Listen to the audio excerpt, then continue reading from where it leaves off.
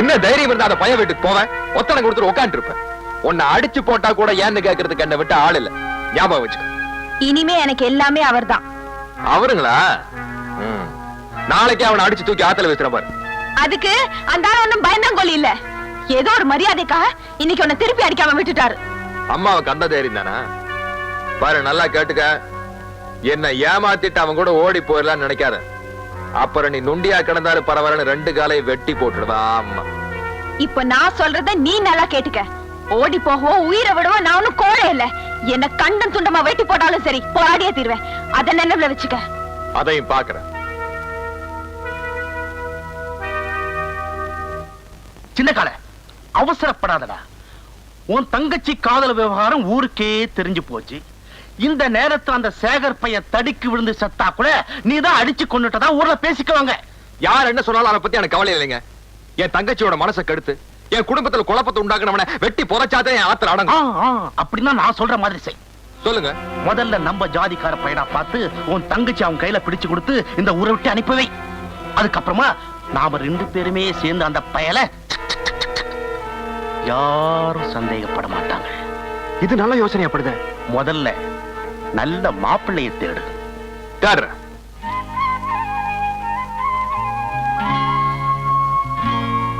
மனசுல நினைச்சவனை அடையணுங்கிறதுக்காக பச்சை தண்ணி கூட பல்லுல படாம வைராக்கியமா உட்கார்ந்துகிட்டு இருக்கா உன் தங்கச்சி. இப்படியே விட்டுட்டா இந்த வீட்டு வாசல்ல கெட்டி மேல சத்தம் கேட்காதுப்பா, சாவு மேளம் தான் கேட்கும். வாழ வேண்டிய உன் தங்கச்சி வாழ்க்கையை பாழாக்கிடாதப்பா, அவ்வளவுதான் நான் சொல்லுவேன். ருக்குமணி தான் கிளிப்பள்ளிக்கு சொல்ற மாதிரி சொல்றாளே, வாயை திறந்து சொல்லேண்டா. உன் முடிவுதான் என்ன? ஒரே முடிவுதான். உன் பேத்தி அந்த பையனை மறந்தாகணும். நம்ம ஜாதியில நான் பாக்குற பையனை தான் கல்யாணம் பண்ணிக்கணும். அதுக்கு வேற ஆள பாரு. மனசார ஒருத்தனை காதலிச்சுட்டு கடனுக்காக இன்னொருத்தனுக்கு பாய் வைக்க என்னால முடியாது. அப்படிப்பட்ட அப்பன் ஆத்தாளுக்கு நான் பார்க்கல. இத பாரு, அண்ணங்கிற மரியாதைக்காகத்தான் இத்தனை நாளா உன் முடிவுக்காக காத்திருந்தேன். இப்போ ஏன் முடிவை சொல்றேன் கேட்டுக்க. அந்த சேகர் தான் இந்த செண்பகத்துக்கு புருஷன். உனக்கு உன் தங்கச்சி வேணும்னு நினைச்சா இந்த பாழா போன ஊரே ஜாதியும் மூட்டை கட்டி வச்சுட்டு ஆம்பளை லட்சணமா முன்ன நின்னு என் கல்யாணத்தை நடத்தி வை. உனக்கு பயமா இருந்தா சொல்லு, இந்த ஊரை எதிர்த்து என் கல்யாணத்தை நானே நடத்தி காட்டுறேன். எவன் வந்து தடுத்து நிறுத்துறான்னு நான் பாக்குறேன். அறைக்குள்ள நடந்தது அறைக்குள்ளே இருக்கட்டும், வெளியில யாருக்கும் தெரிய வேண்டாம். இனிமே உனக்கு இந்த மாதிரி ஆபத்து வராம நான் பாத்துக்கிறேன். போமா.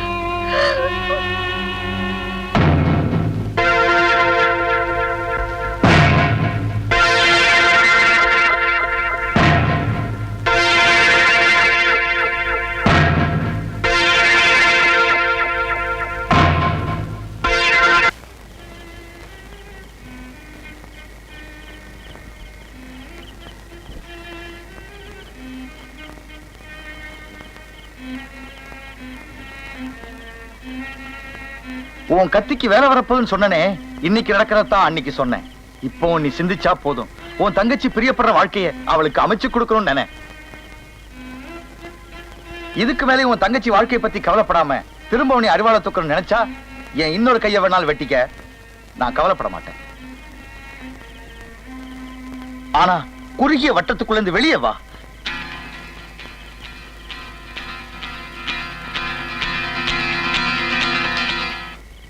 சண்பகம், உங்க அண்ணன் தான் வீண் பிடிவாதக்காரன். நீயும் பிடிவாதம் பிடிக்காம நான் சொல்றபடி கேட்டீங்கன்னா எந்த வம்பும் இல்லாம உங்க கல்யாணம் நடக்கும். எப்படிக்கா? பேசாம நீயும் சேகர் தம்பியும் டவுனுக்கு புறப்பட்டு போய் ரெஜிஸ்டர் ஆபீஸ்ல வச்சு உங்க கல்யாணத்தை முடிச்சிடுங்க. சட்டப்படி கல்யாணம் நடந்துருச்சுன்னா யாராலும் எதுவும் செய்ய முடியாது. அப்படின்னா ஓடி போய் கல்யாணம் பண்ணிக்க சொல்றீங்களா? அடியே, நீ பேசுற தினச பார்த்தா ஊருக்குள்ள பெரிய விவகாரமே வந்துரும். என்னக்கா ஊரை காட்டி பயமுடுத்துறீங்க? அவங்களுக்கு இந்த ஊர்ல என்ன உரிமை இருக்கோ அதே உரிமை எனக்கும் இருக்கு. என் கல்யாணம் இதே ஊர்ல தான் நடக்கணும், நடத்தி காட்டுவேன். கடவுளே, எப்படி நடத்த போறாளோ? பரப்படியா? எங்க? கோயில்ல வச்சு நாம 2 பேரும் கல்யாணம் பண்ணி போறோம். ஆமா, உங்க அண்ணன் இதுக்கு சம்மதிப்பாரா? சம்மதிக்கலன்னா நீ என்ன கட்டிக்க மாட்டியா? விட்டுட்டு போயிடுவியா? அதுக்கு வேற ஆள பாரு. சரி, பாப்பலாம்.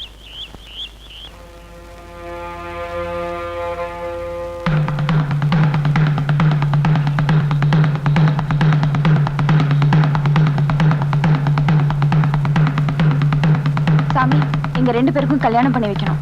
சத்தியவேலு, இதனால எத்தனை தலை விழுந்தாலும் சரி விடக்கூடாது. நம்ம ஜாதிக்கார பசங்களை திரட்டுடா. ஊரையே ஏத்துக்கிட்டு வந்து நிக்கிறீங்க. உங்க 2 பேருக்கு நான் கல்யாணம் பண்ணி வச்சேன்னா ஊர் பகையா போயிடும் இல்ல? ஜாதி வெறி பிடிச்ச அந்த கும்பலை எதிர்த்து அவங்கள ஒரு பொண்ணு இன்னைக்கு துணிச்சலா புறப்பட்டு இருக்கா. அவளுக்கு நாமெல்லாம் பக்கபலமா இருக்கணும். அவளுக்கு கிடைக்கிற வெற்றி நமக்கு கிடைக்கிற வெற்றி. புறப்படுங்க. சாமி, நீங்க வேதம் படிச்சவர் தானே? நீங்க படிச்ச அந்த வேதத்துல ஜாதி இருக்கா? மனுஷனுக்கு மனுஷன் ஏற்படுத்தி வச்ச வித்தியாசத்துக்கு கடவுளுக்கு சேவை செய்யற நீங்களே பயந்தா நியாயமா? நாங்க கல்யாணத்தை எப்படியாவது பண்ணணும்னு நினைச்சிருந்தா ஒரு குளத்தங்கரையில வச்சு மாலையை மாத்திருப்போம், தாலியை கட்டியிருப்போம். எங்க கல்யாணம் ரகசிய கல்யாணமா இருக்க கூடாது, ஊர் அறிய நடக்கணும். அதுக்காக தான் இங்க ஓடி வந்திருக்கோம். எங்க கல்யாணத்தை நடத்தி வைங்க சாமி. அம்மன் பாதத்துல வச்சு எடுத்து தரேன். நிறுத்திய கல்யாணத்தை. இல்லங்கடா, இந்த கல்யாணம் நடக்க கூடாது. இந்த கல்யாணம் நடந்தே தீரும். நடக்க விட மாட்டேன். என் கல்யாணத்தை பத்தி பேச நீ யாரியா? என் அண்ணனா, தம்பியா, மாமனா, மச்சானா? சொந்த மந்தங்கிற பேச்சுக்கே இங்க இடம் இல்ல. உங்க கல்யாணத்தை இந்த ஊர் ஒத்துக்கல. ஊர்னா யாரியா? நீங்க மட்டும் இல்ல, நாங்களும் தான். இந்த கல்யாணத்துக்கு நாங்க ஒத்துக்கிறோம். தொலைச்சு விடுவோம், தொலைச்சு. இது எங்க விவகாரம். இதுல தலையறத்துக்கு உனக்கு உரிமை இல்ல. ஏன் உரிமை இல்ல? இந்த ஊர்ல பிறந்த ஒவ்வொருத்தருக்கும் இந்த ஊரோட நல்லது கெட்டதுல உரிமை இருக்கு. இந்த ஊரை உனக்கு மட்டும் யாரும் பட்டா எழுதி கொடுக்கல. பட்ட கழுதைக்கு என்ன தைரியம் இருந்தா ஊரை அவமானப்படுத்திட்டு வேற ஜாதிக்கார பையனை கல்யாணம் பண்ணிப்பேன். சத்தியவேலு, தூக்குறாவள.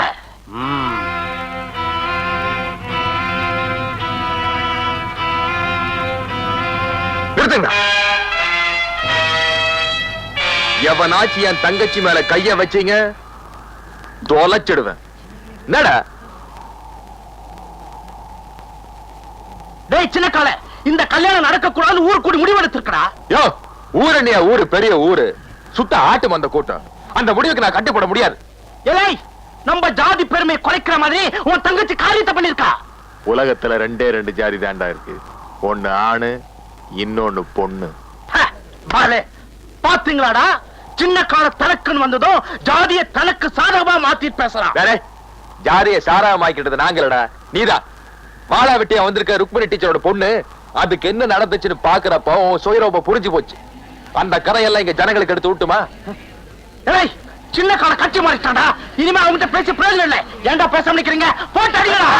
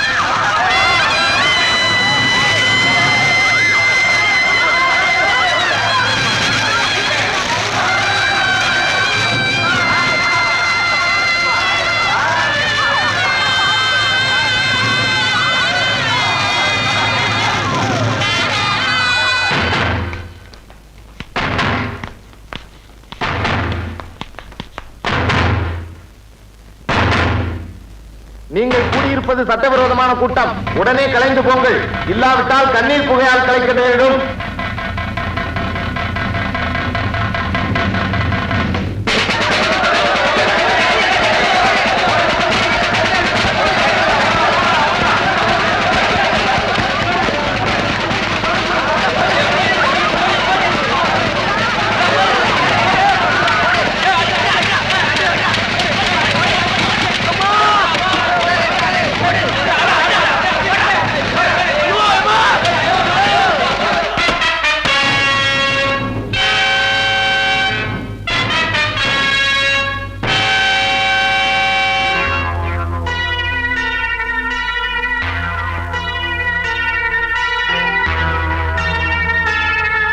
போல ஜாதி கலவரத்தை ஏற்படுத்திக்கிட்டு இங்க வந்து ஜாலியா உட்கார்ந்து தண்ணி அடிச்சுக்கிட்டு இருக்கிறியாடா? எத்தனை பேர் செத்துக்கிட்டு இருக்கிறான்னு தெரியுமா? இந்த ஊருக்கு விமோச்சனம் வரணும்னா நான் உன்னை வெட்டணும், நீ சாகணும். இதாடா இங்க முடிவு.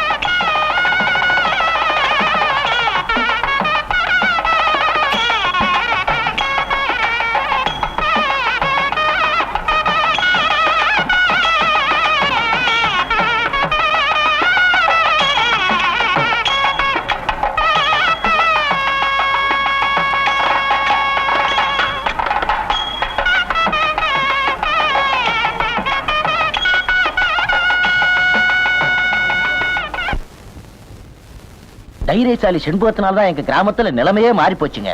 அப்ப நாடு முழுக்க ஜாதி ஒழியணும்னா ஒவ்வொரு கிராமத்திலையும் ஒவ்வொரு செண்பகம் பிறக்கணும் போல் இருக்குல்ல? Alright, come on.